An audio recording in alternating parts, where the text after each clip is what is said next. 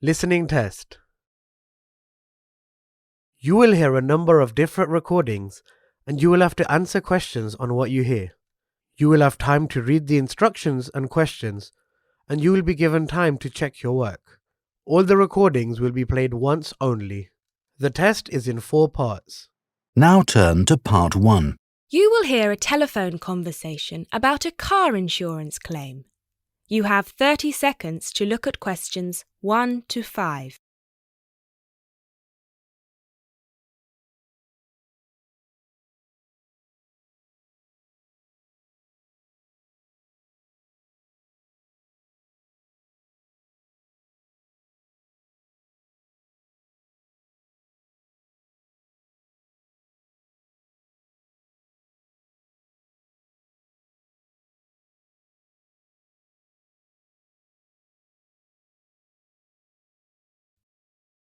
Good afternoon. Watto Insurance. This is Janet speaking. How may I help you? Yes, hello. I would like to make a claim on my car insurance, please. Certainly, sir. First of all, I'd like to inform you that all of our calls are recorded for monitoring and training purposes. Is that okay? That's okay. Could you please tell me your full name? Sure, it's Mr. Bennett Fisher. Okay, sorry, how do you spell your surname? It's spelled Fischer. Great, thank you. I see that you have taken out a third-party fire and theft premium with us on a 2013 light blue Volkswagen Passat. Is that okay? Yes, well, almost. The colour is not light blue, it's light green. Okay, thank you for updating your information with us. What is the nature of your claim with us today? Last weekend, I had driven up to York on business and left my car in a monitored car park. However, it was only monitored until 8 p.m, and I did not return to collect it until 9:30 p.m, after which no car park staff were present. When I arrived at the car park, my car wasn't there. It must have been stolen. I see. Were there any valuable items left in your car which could have been seen from outside? Well, I had recently bought quite an expensive radio for my car, but the front panel is detachable, and I always stow it in my glove compartment. So, no, there wouldn't have been anything valuable on display. Okay, Mr. Fisher. Thank you for that information. I'm going to send you some forms through the mail for you to fill in. Before I can do that, I need to ask you a couple more questions. Is that okay? Of course.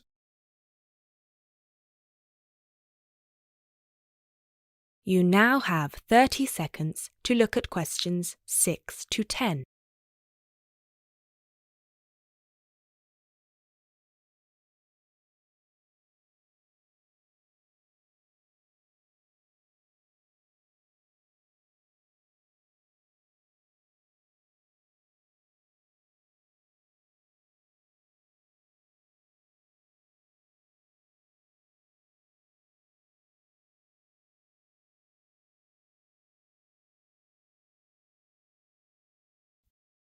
Thanks, Mr. Fisher. First of all, could you let me know your policy number, please? Of course. I have it right here. It's G34C245. G34C245. Thanks. And the type of claim? Shall we say stolen car? Yes, the car was definitely stolen. I reported it to the police immediately. I actually have the report number here if that's of any use. No, not right now. But keep hold of that as we will need to see a copy of the police report eventually. Which police station did you report the offence at? York Police Station. Was it your first time in York? No, but it was the first time I'd driven there. I usually take the train. Were you aware that the car park was only manned until 8 p.m? No, I was not aware of that. Were there any signs put up on the premises that informed car owners of the risks of leaving their cars after normal operating hours? Yes, but they said the car park was going to be guarded until 10 p.m, at which point the entrance is barred so no cars can come in or out. Was any reason given for that sudden change? The police informed me that the staff on duty that night had left on an urgent call. I believe it was something about a family member being admitted to hospital. Were there any personal items left in your car? Yes, first of all, there was the car radio I mentioned before. Ah, yes, of course. Anything else? Just some CDs and an old jacket. Right. Thank you, Mr. Fisher. I have everything I need for now and will send these forms out to you shortly. When you get them, please fill them out with as much information as you can, and where possible, include copies of any relevant documents to support your claim, such as police reports and registration details. Once you have returned that to us, we can then start to assess whether you will be eligible to receive compensation. Do you have any further questions for me today? No, that's all. Thanks for your help. That is the end of Part 1. You now have 30 seconds to check your answers to Part 2.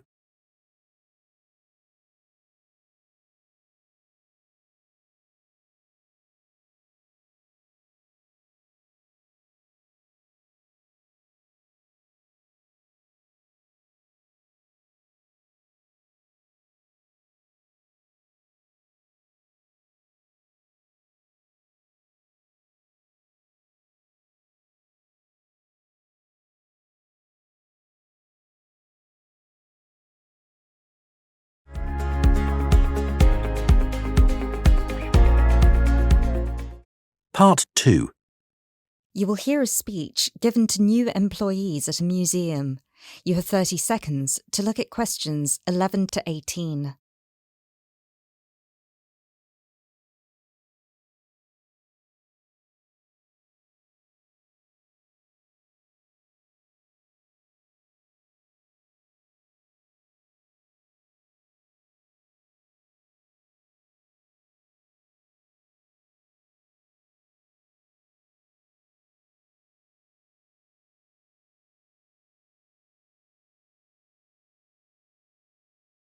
Allow me to introduce myself. My name is Peter Myers, and on behalf of everybody here at Stevensbridge Dungeons, I would like to welcome you all to our entertainment team. This year, the hiring process was especially competitive, and it might interest you all to know that for every position there were almost 30 applicants, so you really are the best of the best. In a moment, I will take you on a tour of the museum so you can get an idea of what the space is like. But first of all, I would like to show you around the staff room. Our staff room is located at the back of the building over here. You will notice that there are two entrances to the staff room. One leads to the room we're in now, which is the main and oldest dungeon here at Stevensbridge, which we have turned into the museum. This is where you will greet the new visitors, and also where the tour throughout the dungeons will begin. I should mention now that we only ever send visitors through as part of a group, so even on the busy days you will still get roughly 10 minutes of free time between each group. Make sure you use that time wisely, because you'll need to get straight back into character as soon as it's over. Right, follow me and I'll show you the layout of the museum. From the museum, we can pass through this door near the interactive display into the staff room. From here you can see the steps at the far side in the opposite corner that lead outside into Berwick Street. When you arrive for a shift, it will be much easier for you all to come in the Berwick Street entrance directly down the steps to the staff room. If you come in through the main visitor entrance, it will take you longer to get past security. As you can all see, there are lockers on your right-hand side. They should be big enough for you to put your bags and coats in. You'll get given keys later that work with any of the lockers in here. Over on the other side, past the lockers, is our most exciting area. This is where our wardrobe and makeup will take place. Every shift, you will be transformed from normal people into grotesque medieval prisoners. If you're lucky, you get to be the jailer, but even they rarely bathed in those days. Of course, some of you might consider yourselves method actors, but please do try to shower before your shift. We don't want to give visitors an experience that's too authentic. Now, we do have a staff shower here if you really need it.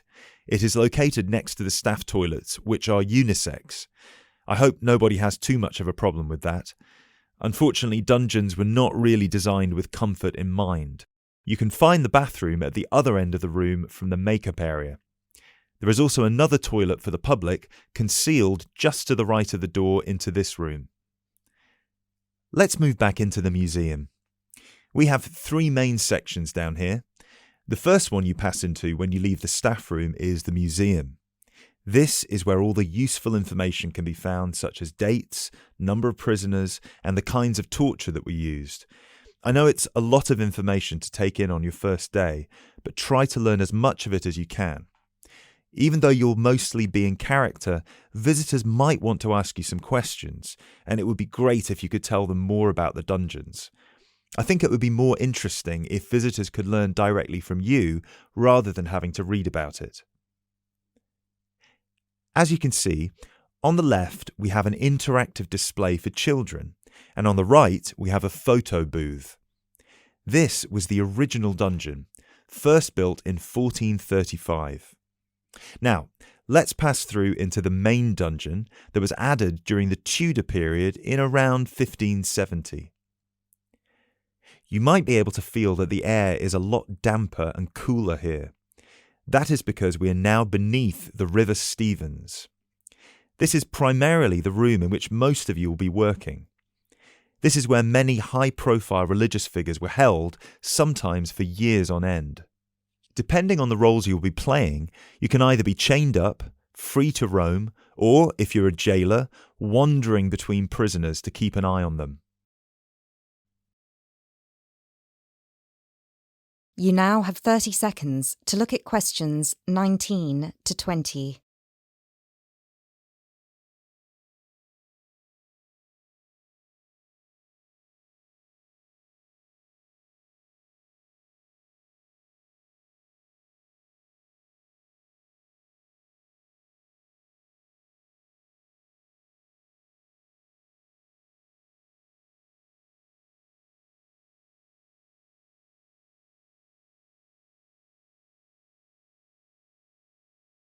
Now we will pass into our third and final section, the prison cells.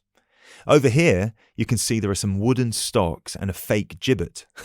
Don't worry, I can see a couple of you looking concerned. You don't need to reenact any of the torture scenes for visitors. One person each shift will play the jailer in here, where you will give a speech to the group about some of the more notable prisoners to stay here in the past. This is usually the end of the tour, but some visitors will certainly want to ask you more questions at this point, so please try your best to make yourselves available. Help them by answering any questions they have. Also, feel free to guide the visitors through the museum if you see that they're going the wrong way. This concludes our introduction to your new workplace.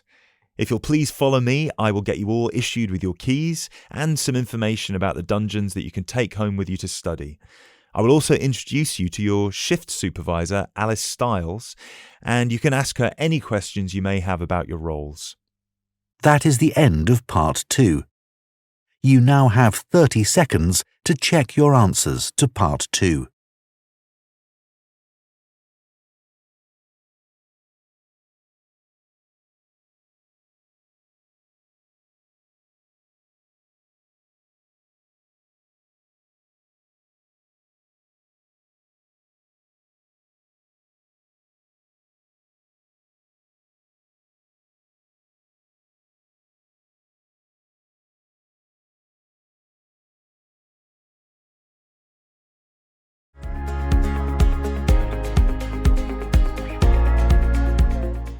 Part 3. You will hear two biology students called Helen and Colin talking about the report they are writing on their recent field trip to a seaside area called Rocky Bay. First, you have some time to look at questions 21 to 26.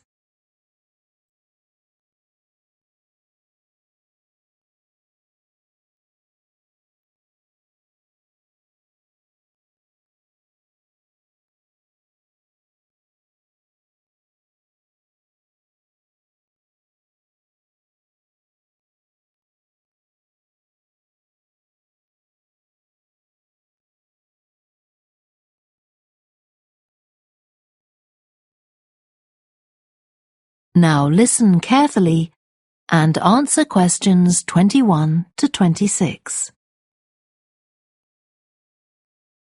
I've brought my notes on our biology field trip to Rocky Bay, Colin. so we can work on our report on the research we did together. OK. I've got mine too. Let's look at the aims of the trip first. Right. What did you have? I just put something about getting experience of the different sorts of procedures used on a field trip. But we need something about what causes different organisms to choose particular habitats. I agree. And something about finding out how to protect organisms in danger of dying out. In our aims? But we weren't really looking at that. I suppose not. OK, now there's the list of equipment we all had to bring on the field trip. What did they tell us to bring a ruler for? It was something about measuring the slope of the shore. But of course we didn't need it because we were measuring wind direction and we'd brought the compass for that. But not the piece of string to hold up in the air. Didn't Mr. Blake make a fuss about us leaving that behind? Yeah, he does go on. Anyway, it was easy to get one from another of the students. Now, the next section's the procedure. I sent you the draft of that. Yeah, it was clear, but I don't think we need all these details of what time we left and what time we got back and how we divided up the different research tasks. OK, I'll look at that again. Then we have to describe our method of investigation in detail. So let's begin with how we measured wave speed. I was surprised how straightforward that was. I'd expected us to have some sort of high-tech device, not just stand there and count the number of waves per minute. Not very precise, but I suppose it was good enough. But the way we measured the amount of salt was interesting. In the water from the rock pools? Yeah. Oh, I wanted to check the chemicals we used in the lab when we analysed those samples. Was it potassium chromate and silver nitrate? That's right. OK. And we need the map of the seashore. You just left that to me. And I had to do it while the tide was low. Well, that was OK, but the place I started it from was down on the beach. Then I realised I should have gone up higher to get better visibility, so I had to start all over again. But at least I'd got the squared paper, or I'd have had problems drawing it all to scale. Yeah, it looks good. We could get a map of the region off the internet and see if we need to make any changes. I had a look, but I couldn't find anything. But you took some pictures, didn't you? Yeah, I'll email you them if you want. OK, I'll make my amendments using those. Then I can scan it into our report. Great! Before you hear the rest of the discussion, you have some time to look at questions 27 to 30.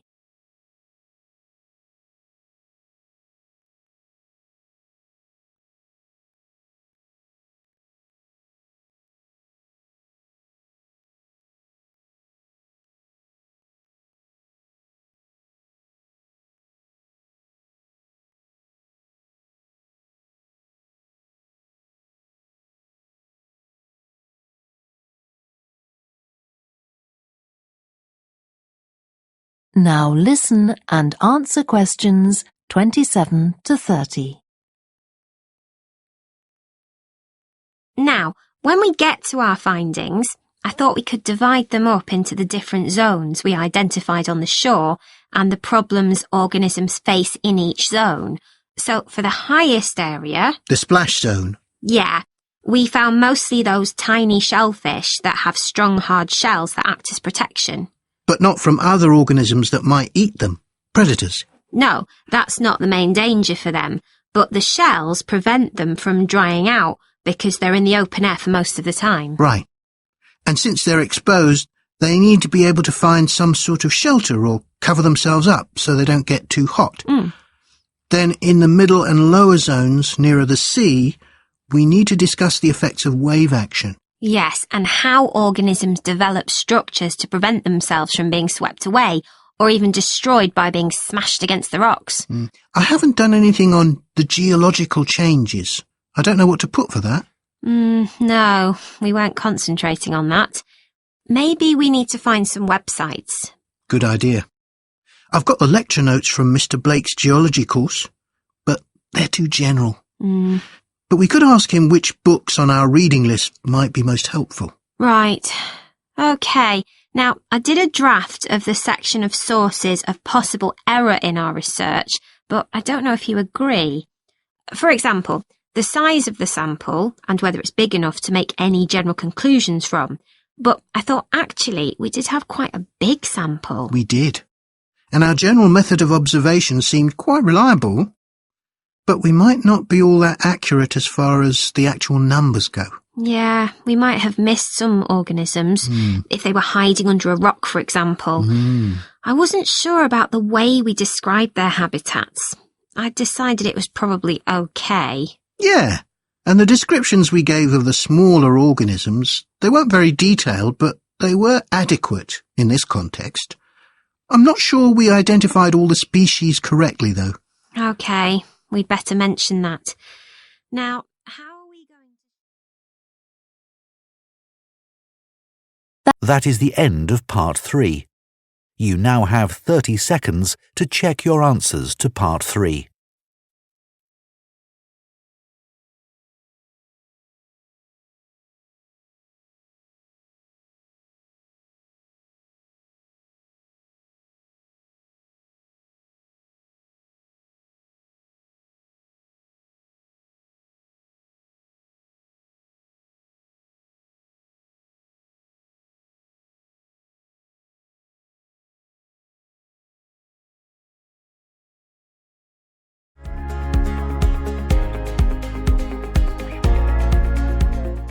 Part 4.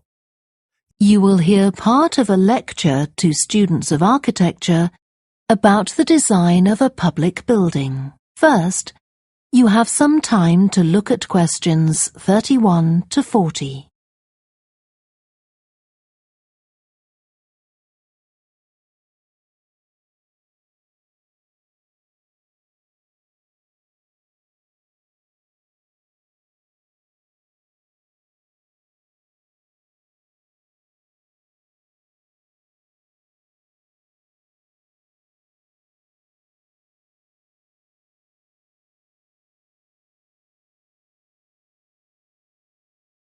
Now listen carefully and answer questions 31 to 40. We've been discussing the factors the architect has to consider when designing domestic buildings. I'm going to move on now to consider the design of public buildings, and I'll illustrate this by referring to the new Taylor Concert Hall that's recently been completed here in the city. So, as with a domestic building, when designing a public building, an architect needs to consider the function of the building. For example, is it to be used primarily for entertainment, or for education, or for administration? The second thing the architect needs to think about is the context of the building. This includes its physical location, obviously, but it also includes the social meaning of the building, how it relates to the people it's built for. And finally, for important public buildings, the architect may also be looking for a central symbolic idea on which to base the design, a sort of metaphor for the building and the way in which it is used. Let's look at the new Taylor Concert Hall in relation to these ideas. The location chosen was a site in a run-down district that has been ignored in previous redevelopment plans. It was occupied by a factory that has been empty for some years. The whole area was some distance from the high-rise office blocks of the central business district and shopping centre, but it was only 1 kilometre from the ring road. The site itself was bordered to the north by a canal, which had once been used by boats bringing in raw materials when the area was used for manufacturing. The architect chosen for the project was Tom Harrison. He found the main design challenge was the location of the site in an area that had no neighbouring buildings of any importance. To reflect the fact that the significance of the building in this quite run-down location was as yet unknown, he decided to create a building centred around the idea of a mystery, something whose meaning still has to be discovered. So, How was this reflected in the design of the building? Well, Harrison decided to create pedestrian access to the building and to make use of the presence of water on the site. As people approach the entrance, they therefore have to cross over a bridge. He wanted to give people a feeling of suspense as they see the building first from a distance and then close up. And the initial impression he wanted to create from the shape of the building as a whole was that of a box. The first side that people see, the southern wall, is just a high, flat wall uninterrupted by any windows. This might sound off-putting, but it supports Harrison's concept of the building, that the person approaching is intrigued and wonders what will be inside. And this flat wall also has another purpose. At night time, projectors are switched on, and it functions as a huge screen onto which images are projected.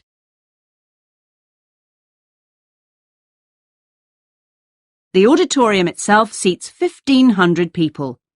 The floors supported by 10 massive pads. These are constructed from rubber, and so are able to absorb any vibrations from outside and prevent them from affecting the auditorium.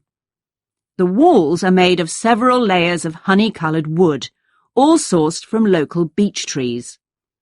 In order to improve the acoustic properties of the auditorium and to amplify the sound, they are not straight, they are curved.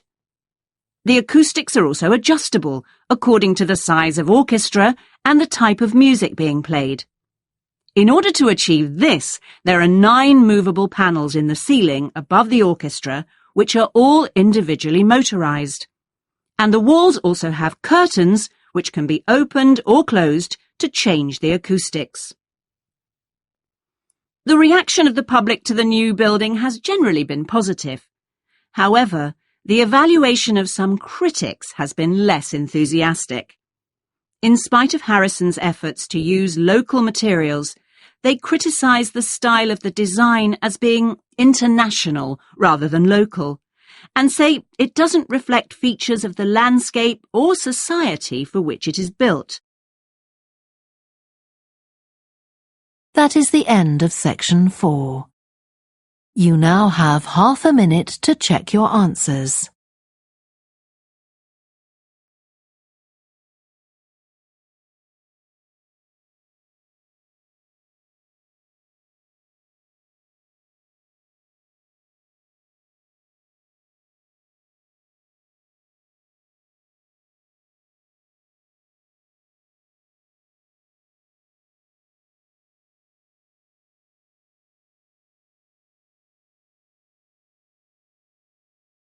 That is the end of the listening test.